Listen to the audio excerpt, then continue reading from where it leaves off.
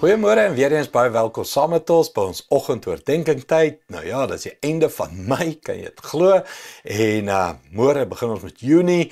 Maandag as die Here wil, alles goed gaan, is ons in Suid-Afrika. Dinsdag gaan ons spesiale dienste begin. Ek hoop, ek glo, sien jou daar.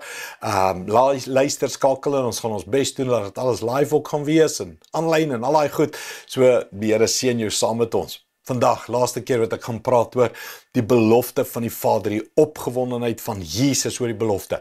Hoekom? Hoekom is Jesus so opgewonde hieroor? Dit het my getrigger van maandag af wanneer ek aan gewerk het. Hoekom is Jesus so opgewonde? Johannes 16:13, vanaf vers 13 af gee vir ons dalk so 'n bietjie antwoord. Hy sê, wanneer hy ook al kom, die Gees van die waarheid, sal hy julle begelei in die volle waarheid. Hy sal nie uit homself praat nie, maar net sê wat hy hoor. Hy sal die dinge wat gaan kom aan julle meedeel. Hy sal my verheerlik, omdat dit wat hy van my sal ontvang, aan julle sal meedeel. Alles waaroor die Vader beskik, behoort ook aan my. Daarom het ek gesê, wat hy van my ontvang, sal hy aan julle meedeel. Nou, hier's baie woorde van, hy sal verheerlik en leer en lei en al die goed, maar weet jy wat tel ek op? Skus, dis net ek, wat tel ek op? Hoekom is Jesus so opgewonde oor die belofte van die Vader, van die uitstorting van die Gees, die doping, die vervulling? Mense leef met die Heilige Gees permanent binne hulle in sy krag. Hoekom is Jesus so in vervoering oor? Kom ek gee dit in my taal. Want vir die eerste keer is die Godheid totaal verteenwoordig binne by die mens in die tydstip van die mens. Wat bedoel ek? God die Vader, die Seun en die Heilige Gees is saam in hierdie storie. Baie mense sê nêrens in die Bybel staan dat daar's 'n drie-eenheid nie. En ek stem saam, die woord drie-eenheid staan nêrens, mensgemaakte woord om iets te verduidelik van God is een, maar daar's 'n Seun en daar's die Gees van God, die Heilige Gees. En hierdie eenheid van God word gebreek in ons denke en in teologie in die Bybel van die Vader, die Seun en die Heilige Gees. Ek dink Jesus is opgewonde oor Pinkster, want al drie kom by mekaar. Al drie kom saam, al drie kom in een geweef. Die planne van Adam en Eva se tyd af, die tydstip van die Ou Testament waar die Vader moes werk met en waar Jesus, die engel en die Gees oor die water, hulle so, kan ek sê, uitmekaar uit funksioneer om die mensdom te bedien.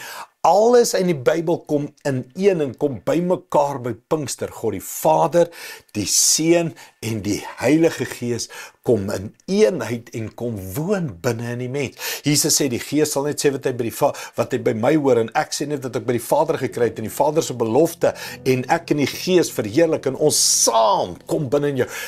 En dis waarom Jesus uit sy vel uit is. Want die eenheid van die goddelikheid kom woon binne in jou en my. Mens, dis groot. Ja, dis groot. En dis waarom Jesus so opgewonde is van die belofte van die Vader, wat Jesus moet vra voor, nadat hy gesterf het en die prys betaal het aan die kruis vir almal se sonde. Dit gaan nie oor my reinheid en jou goedheid en al ons perfektheid en al hierdie goed nie. Dit gaan oor wat Jesus gedoen het, gaan oor wat hy die Vader vra, en dan gaan dit oor die genade van God, en die drie eenheid kom by mekaar, en kom woon binne in jou en my, as ons gedoop word, vervul word met die Gees. Die volle krag van God kom tot ons beskikking.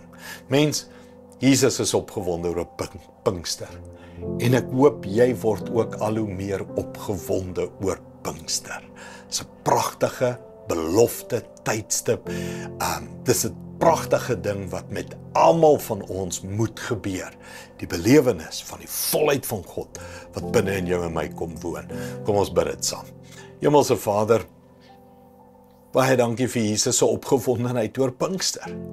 En dit gaan nie net oor 'n godsdiens of 'n kerk, 'n denominasie, 'n woord of nee, dit gaan vir Jesus oor die Vader, die Seun en die Heilige Gees in hulle eenheid. Werksaam, funksioneer saam, kom bly saam binne in die mens deur die vervulling van die Gees van God, die Heilige Gees binne in ons lewens. Dankie daarvoor, Here. Net soos Jesus is ek so opgewonde daaroor. Net soos Jesus kan ek nie wag om te sien hoe die mense se lewens gaan omkeer, gaan vervul met krag en liefde en blydskap. Dankie daarvoor, Here. in Jesus naam. Amen. Dankie liewe vriende. Sien jou weer môre. Goed gaan. Trots geborg deur Evergreen Turf.